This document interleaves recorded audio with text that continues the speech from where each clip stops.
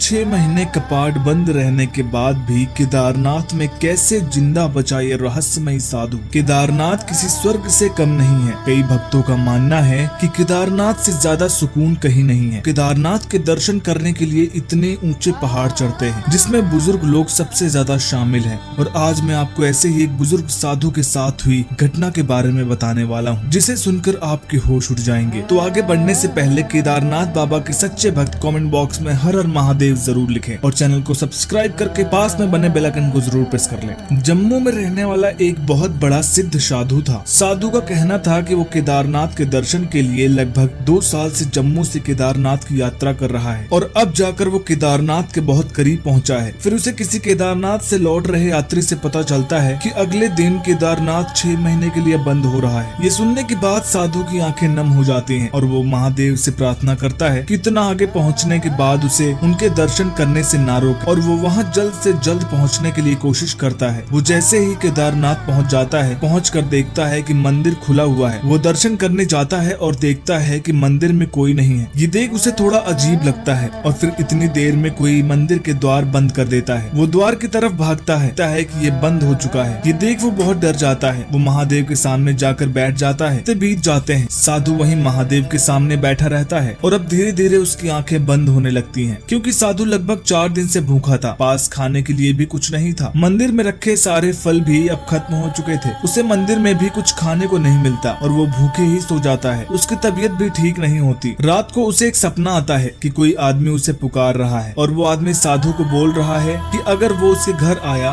तो भूखे नहीं जाएगा और उसे अच्छे अच्छे पकवान खाने को देता है। साधु की आधी रात को अचानक से नींद खुलती है और उसे समझ आता है कि ये कोई हकीकत नहीं, उसका सपना था। उसके बाद वो सोचता है कि उसकी सारी कमजोरी ठीक हो जाएगी यदि वो थोड़ी देर महादेव का नाम जपेगा। तो वो महादेव को देखने लगता है और उसकी नजर एक बड़ी सी थाली पर पड़ी और उसमें बहुत सारे फल पड़े हुए थे और भी कई खाने की चीजें रहती हैं। ये देख वो काफी चौंक जाता है। वो फलों को देख उसे खाता है। उसे फल का स्वाद इतना अलग और अच्छा लगता है। साधु समझ जाता है कि ये स्वयं महादेव ने उनके लिए भेजा था। ये सिलसिला चलता ही रहता है। साधु मंदिर के अंदर महादेव की आराधना करता और जब वो रात को सोकर उठता तो मंदिर में उसे खाने के साथ मंदिर का दिया भी जलते हुए दिखता। साधु इस पहेली को सुलझा नहीं पाता कि ये कैसे हो सकता है। रात को दिया बुझ जाता है और सुबह उठते ही जलते हुए दिखता है। एक दिन साधु की तबीयत बहुत ज्यादा खराब हो जाती है। उससे उठा तक नहीं जाता। उसने 2 साल तक पैदल यात्रा की थी, जिस वजह से उसके पैर अब पूरी तरह से काम करना बंद कर गए थे। वो दर्द के मारे पूरी रात तड़पता रहता है। उसे होश तक नहीं रहता। वो लगभग 2-3 दिन तक ऐसे ही तड़पता है। उसके बाद ऐसे लगता है कि अब वो शायद ये उसका केदारनाथ के मंदिर में आखिरी दिन था। वो महादेव का जप करना शुरू करता है कि जब उसे मौत आए उसके जवान पर महादेव का नाम हो, और वो ऐसे ही सो जाता है। और जब वो सुबह उठता है वो खुद को पूरा स्वस्थ पाता है। वो खुद को स्वस्थ देख उसे विश्वास नहीं होता। उसे ऐसा लग रहा था कि वो कोई सपना देख रहा हो। इतने में उसे किसी के मंदिर के द्वार पर होने का अंदाजा होता है। पास के जंगल में जंगली जानवर आ गया है। फिर वो जब दरवाजे के करीब जाता है, पंडित जी केदारनाथ का दरवाजा खोलते हैं तो वो साधु को मंदिर में देख चौंक जाते हैं कि वो इतने समय से यही है और है तो बिना किसी खाने पीने की व्यवस्था के बिना जिंदा कैसे है। साधु पूरे केदारनाथ को उसके साथ हुए चमत्कार के बारे में बताता है कि वो जिंदा कैसे है, उसके साथ इन चंद महीनों में क्या हुआ। उसके बाद ये घटना केदारनाथ के इतिहास में लिखी जाती है। दोस्तों, इस वीडियो के बारे में आपका क्या मानना है, अपनी राय कमेंट में जरूर बताइएगा। और वीडियो पसंद आई तो वीडियो को लाइक करिएगा, शेयर करिएगा और चैनल को सब्सक्राइब करके पास में बने बेल आइकन को जरूर प्रेस करिएगा। हर हर महादेव।